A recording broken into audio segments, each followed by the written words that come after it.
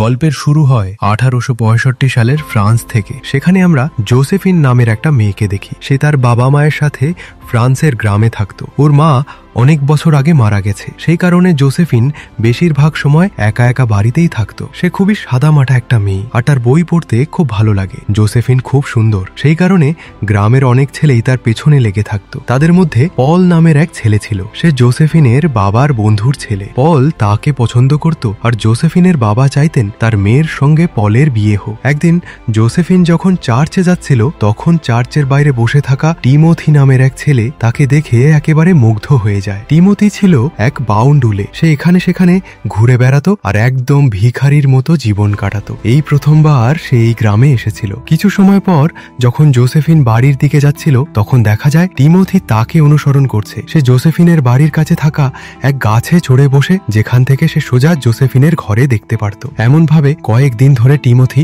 লুকিয়ে লুকিয়ে তাকে অনুসরণ করতে থাকে। জোসেফিন যেখানেই যেত, টিমোথি লুকিয়ে তার পেছনে যেত। সে দিন রাত তাকে নজরে রাখত।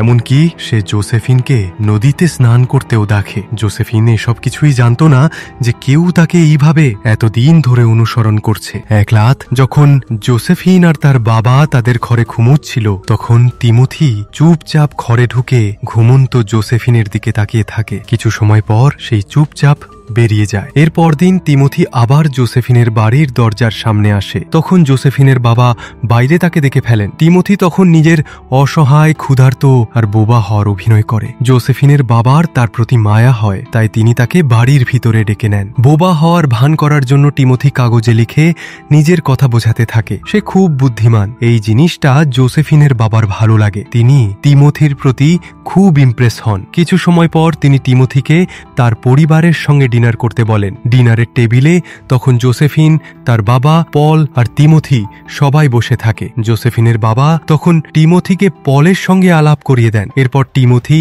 তার ম্যাজিক ট্রিক দেখায়। সে একটা ছুরি দিয়ে এক সুন্দর রিং বানিয়ে ফেলে। এটা দেখে সবাই খুব খুশি হয়, শুধু জোসেফিন ছাড়া। আসলে জোসেফিন চাইছিল টিমোথি যেন তাড়াতাড়ি ওই বাড়ি থেকে চলে যায়, কারণ সে টিমোথির চোখের দিকে তাকিয়ে জলের গ্লাসের ওপরে তার আঙুল দিয়ে সার্কেলের মতো কিছু আঁকছিল, যা দেখে জোসেফিন কেমন একটা অস্বস্তি বোধ করে। এই জন্য সে তাড়াতাড়ি ডিনারের টেবিল থেকে উঠে নিজের ঘরে গিয়ে ঘুমোতে চলে যায়। পরের দিন জোসেফিনের শরীরটা ঠিক লাগছিল না, তাই তার বাবা তাকে বলেন যেন সে বাড়িতেই থাকে, কারণ তিনি কিছু দরকারি কাজে বাইরে যাচ্ছেন। কিছু সময় পর পল জোসেফিনের সঙ্গে দেখা করতে আসে, কিন্তু জোসেফিন দেখা করতে অস্বীকার করে দেয় আর বলে তার শরীর ভালো লাগছে না। পল লক্ষ্য করে জোসেফিনের ব্যবহার অনেক পাল্টে আছে, এমন তো সে আগে কখনো করতো না। তারপর পল চলে যায়। এরপর জোসেফিন জানালা দিয়ে বাইরে তাকিয়ে দেখে টিমোথি বাড়ির ভেতরে আসছে। তাকে দেখে জোসেফিনের কেমন একটা অদ্ভুত হয়। সে তাড়াতাড়ি ঘরের সব জানালা বন্ধ করে দেয়, কিন্তু টিমোথি তখনই কিচেনে এসে পড়ে। টিমোথি চুপচাপ তার কাছে এসে তার হাতে এক রিং পরিয়ে দেয়।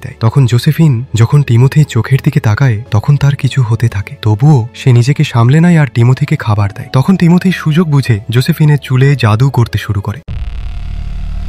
সে তার চুলে কিছু একটা ছিটিয়ে দেয় যেটা দেখা যায় না, আর সেই কারণেই জোসেফিন পুরোপুরি টিমোথির নিয়ন্ত্রণে চলে যায়, যেন টিমোথি তার উপর কালো জাদু করে ফেলেছে। জোসেফিন তখন দুর্বল হয়ে পড়ে আর নিজেই নিজের জামা কাপড় খুলতে শুরু করে। তারপর টিমোথি তার সুযোগ নিয়ে জোসেফিনের সঙ্গে খারাপ করে। জোসেফিন তারপর অজ্ঞান হয়ে যায়। কিছু সময় পরে তার জ্ঞান ফেরে। সে তখন টিমোথির ওপর অনেক রেগে গিয়ে চেঁচিয়ে বলে সে জোর করে এসব করে একদম ঠিক করেনি। সে টিমোথিকে বাড়ি থেকে বের করে দেয়। তারপর সে স্নান করে জামা কাপড় পাল্টায় আর টিমোথির পরানো রিংটা ঘরে রেখে দেয়। এরপর জোসেফিন টিমোথির পেছনে যায়। যে এখান থেকে চলে যাচ্ছিল সে তাকে বলে তার পেছন পড়া বন্ধ করুক, কিন্তু টিমোথি বলে সে যেন নিজের বাড়িতে ফিরে যায়। কিন্তু জোসেফিন তা পারছিল না, কারণ সে এখনো তার নিয়ন্ত্রণেই ছিল। তারপর জোসেফিন টিমোথির পেছন পেছন একটা বাড়িতে পৌঁছায়। ওই বাড়ি ছিল টিমোথির দাদার বাড়ি, যেখানে তার দাদার পরিবারও থাকতো। টিমোথি সেখানে গিয়ে বলে সে জোসেফিনের সঙ্গে বিয়ে করেছে, কিন্তু তার মাথার সমস্যা আছে। কিন্তু বাড়ির লোক জানতো টিমোথি নিশ্চয়ই এই মেয়ের ওপর কালো জাদু করে তাকে এখানে এনেছে, কারণ আগেও সে এমন করেছে। এরপর সবাই একসাথে ডিনার করছিল।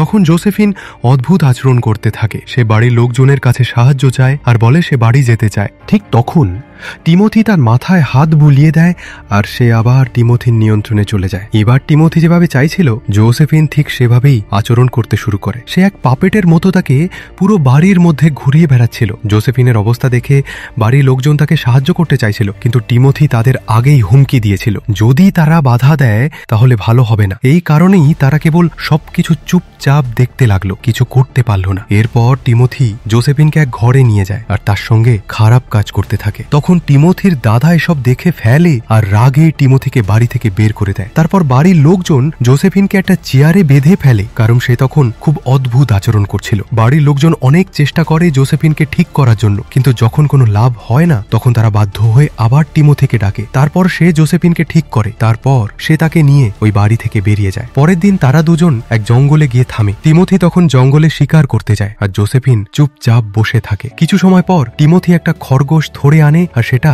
রান্না করে খেতে শুরু করে। জোসেফিন এসব খেতে অস্বীকার করে। এরপর টিমোথি আবার কালো জাদুর মাধ্যমে জোসেফিনকে তার ইচ্ছার বিরুদ্ধে জোর করে নিজের সঙ্গে ঘুমাতে বাধ্য করে। পরদিন সকালে যখন জোসেফিন ঘুম থেকে উঠে তখন তার খুব খিদা পায়, তাই সে আগের দিনের বাঁচানো খরগোশ খেয়ে ফেলে। এরপর তারা আবার পথ চলা শুরু করে, কিন্তু হাঁটতে হাঁটতে জোসেফিন খুব ক্লান্ত হয়ে পড়ে। সে টিমোথিকে বলে একটু বিশ্রাম নিতে চায়, কিন্তু টিমোথি তার কথা না শুনে হাঁটতেই থাকে। জোসেফিনের আর কোনো উপায় ছিল না, তাকে টিমোথির কথাই মানতে হয়। রাতে আবারও টিমোথি তার সঙ্গে ঘুমায়। জোসেফিন তখন বলে টিমোথি তাকে জোর করে কিডন্যাপ করে নিয়ে এসেছে, কিন্তু টিমোথি বলে সে নিজের ইচ্ছায় তার সঙ্গে এসেছে আর সে তাকে একঘেয়ে জীবনের বন্দি দশা থেকে মুক্ত করেছে। জোসেফিন তখন বলে সে একটা জন্তুর থেকেও নিকৃষ্ট আর সে তাকে ভীষণ ঘৃণা করে। পরদিন সকালে টিমোথি যখন ঘুমোচ্ছিল তখন জোসেফিন পালিয়ে যায়। পথে সে একজন লোকের কাছে সাহায্য চায়। সে তাকে সবকিছু খুলে বলে, কিন্তু সেই লোক বোবা আর বধির ছিল, তাই সে কিছুই বলতে আর শুনতে পারে না।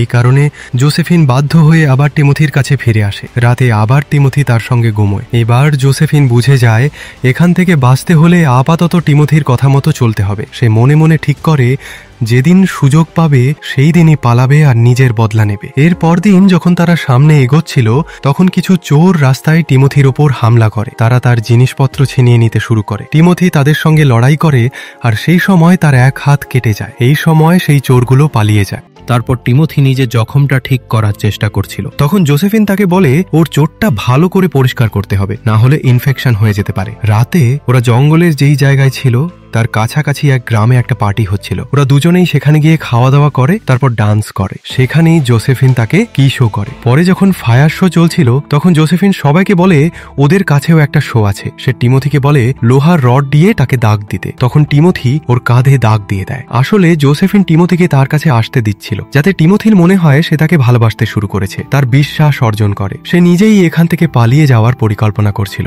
এইভাবে টিমোথির মনে হতে থাকে জোসেফিন সব সময় তার সাথেই থাকবে। পরে একদিন সুযোগ বুঝে জোসেফিন পালিয়ে যায়। সে জঙ্গলের মধ্যে একটা বাড়িতে পৌঁছায়। সেই বাড়িতে দুজন লোক ছিল। তাদের সে বলে একজন লোক তাকে কিডন্যাপ করেছিল আর সে সেখান থেকে পালিয়ে এসেছে। এরপর জোসেফিন অজ্ঞান হয়ে যায়। তখন টিমোথিও যে তাকে খুঁজে খুঁজে ওই বাড়ি পর্যন্ত চলে এসেছে লুকিয়ে থাকে। রাতে যখন জোসেফিন ঘুমিয়ে পড়ে তখন টিমোথি আবার তাকে ধরে নিয়ে যায়। পরদিন জোসেফিন টিমোথিকে জিজ্ঞেস করে ঠিক কেন সে জোসেফিনকেই এর জন্য বেছে নিল। টিমোথি বলে সে যখন প্রথম তাকে দেখেছিল তখন থেকেই জোসেফিন তাকে খুব ভালো লেগেছিল। জোসেফিন তখন তার সম্পর্কে আরো জানতে চায়, কিন্তু টিমোথি কিছুই বলতে চায় না। তখন জোসেফিন খাদের ঝাঁপ দেবার হুমকি দেয় সে পড়ে যাবে, কিন্তু টিমোথি তাকে থামিয়ে দেয়।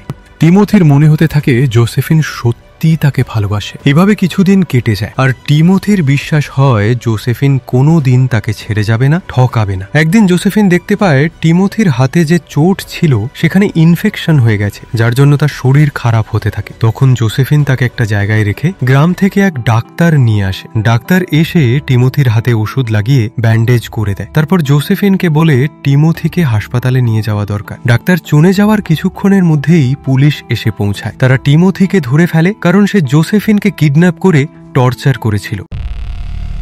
আসলে জোসেফিনই ডাক্তারের মাধ্যমে পুলিশকে খবর দিয়েছিল। যেই দিনের সে এতদিন ধরে অপেক্ষা করছিল সেই দিনটা অবশেষে এসেছিল। বহুদিন পর সে এখন মুক্ত। তারপর জোসেফিন তার বাবার কাছে যায়। বাবাকে দেখে সে খুব খুশি হয় আর টিমোথিকে পুলিশ ধরে নিয়ে যায়। কিছুদিন পর জেলের জেলর টিমোথিকে ডেকে কিছু প্রশ্ন করে। জেলর তাকে জিজ্ঞেস করে, জোসেফিন কিভাবে তোমার সঙ্গে গেল? তুমি কি তাকে ভয় দেখিয়েছিলে বা ব্ল্যাকমেল করেছিলে? এই প্রশ্নে টিমোথি বলে, না, সে নিজের ইচ্ছেতেই আমার সঙ্গে গিয়েছিল। তখন জেলর বলে, তুমি তাকে কালো জাদু করে নিজের কাবুতে রেখেছিলে, তাই তো সে সব সময় তোমার কথা শুনতো। এমনকি কিছু মানুষ নাকি তোমাকে ওকে কন্ট্রোল করতে দেখেছে। এই সব কথা শুনে টিমোথি বলে, যখন সে প্রথম জোসেফিনকে দেখেছিল তখন সে একদম একা ছিল, কিন্তু প্রথম দেখাতেই সে তার প্রেমে পড়ে যায়। আর তাকে পাওয়ার জন্য সে কয়েকবার কালো জাদু করেছিল ঠিকই, কিন্তু পরে জোসেফিন নিজেই স্বেচ্ছায় তার সঙ্গে থাকতে শুরু করে। এরপর জেলর জোসেফিনের বয়ান নেয়। জোসেফিন বলে, টিমোথি তাকে কালো জাদু করে যা খুশি করাতো।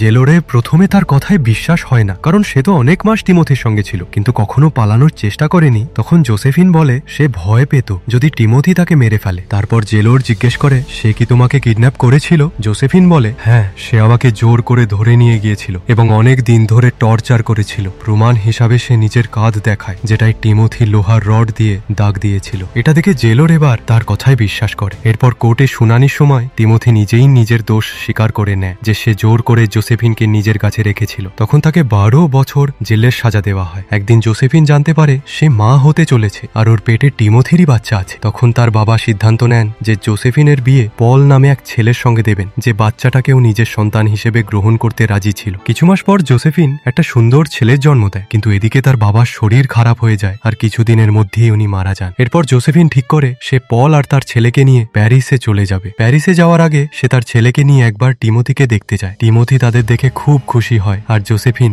নিজের ছেলের নামও টিমোথি রেখেছে। এখানে টিমোথি মনে হয় কাশ সে জোসেফিনের সঙ্গে থাকতে পারত, কিন্তু সে যা করেছে তার শাস্তি তাকে পেতেই হবে। আর এখন সে 12 বছর জেলেই থাকে। এরপর জোসেফিন, পল আর তার ছেলেকে নিয়ে প্যারিসে চলে যায়। এইভাবে এই সিনেমার শেষ হয়। এখন আপনাদের জন্য একটা প্রশ্ন, মুভিতে জোসেফিন তার স্বামী পলের সঙ্গে কোথায় থাকতে চলে যায়? কমেন্টে লিখুন। ভিডিওটা ভালো লেগে থাকলে লাইক আর শেয়ার করতে ভুলবেন না। আর এরকম আরো সিনেমার এক্সপ্লেনেশন পেতে আমাদের চ্যানেল সাবস্ক্রাইব করে বেল আইকন প্রেস করুন, যাতে কোনো নতুন ভিডিও মিস না হয়ে যায়। ততক্ষণ পর্যন্ত বাই বাই।